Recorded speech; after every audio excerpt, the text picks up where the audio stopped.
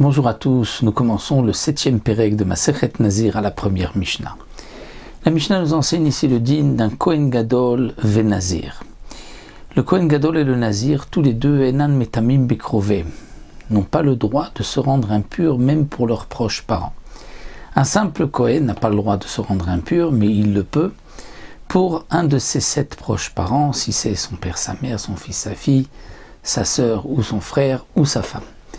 Mais le Kohen Gadol, même dans ces cas-là, comme c'est marqué dans la Torah, ou c'est rapporté dans Masechet Sanhedrin, le Kohen Gadol ne peut pas se rendre impur pour ses proches parents. Et le Nazir non plus ne peut pas se rendre impur même pour un de ses 7 proches parents. Aval, mitamim, les met mitzvah. Mais tous les deux, aussi bien le Nazir que le Kohen Gadol, peuvent se rendre impurs lorsqu'il y a un met mitzvah, c'est-à-dire lorsqu'ils sont face à un homme mort, pour qui il n'y a personne n'est là pour s'en occuper. Il n'y a personne qui va s'occuper de les enterrer, et donc même le Kohen Gadol ou le Nazir se doivent de se rendre impurs pour l'enterrer.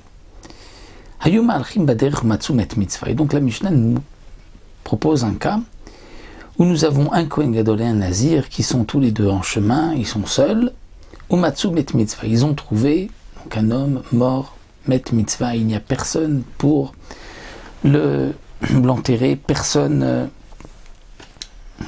le connaît, un étranger, donc il faut l'enterrer, c'est une mitzvah, et il n'y a que les deux.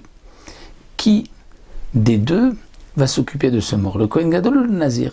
Machloket. Rabbi Eliezer Omer Itama Kohen Gadol Itama Nazir. Pour Rabbi Eliezer, c'est le Kohen Gadol qui va se rendre impur et pas le Nazir. Chachamim disent le contraire, il vaut mieux que ce soit le Nazir et pas le Kohen Gadol. Pourquoi? Amarlem Rabbi Eliezer dit au Chachamim, pourquoi je propose le Kohen Gadol qui se rend impur? Itama Kohen, Sheino mevi korban al tumato. Un Kohen Gadol qui s'est rendu impur ne doit pas apporter un korban parce qu'il s'est rendu impur. Il n'a pas le droit. Mais s'il a transgressé, que ce soit volontairement ou involontairement, il n'apporte pas de korban. Donc, d'une certaine manière, la touma du Kohen Gadol est moins forte. Parce que le Nazir, lui, s'il est impur, il doit apporter des korbanot pour recommencer sa Nézirut. Donc, Yitama Kohen, il vaut mieux que le Kohen Gadol se rende impur, parce que lui n'apporte pas de korban sur sa touma. L'Itama Nazir, et que ce ne soit pas un Nazir qui se rende impur chez Umevi Korban al Tumato, parce que lui, le Nazir, doit apporter un korban lorsqu'il est impur. Amroulo, les Chachamim ont dit non, au contraire. Itama Nazir, il vaut mieux que ce soit le Nazir qui se rende impur. Pourquoi? Shen Kidushato Kidushat-Olam. La sainteté du Nazir n'est pas une sainteté éternelle. Il est Nazir pour 30 jours minimum, pour un peu plus, si il avait limité sa Nézirut à 1 an, il sera donc Kadosh 1 an, mais pas au-delà. Valitama Kohen, alors que le Kohen, lui, sa Kedusha est éternelle, donc lui ne doit pas se rendre impur.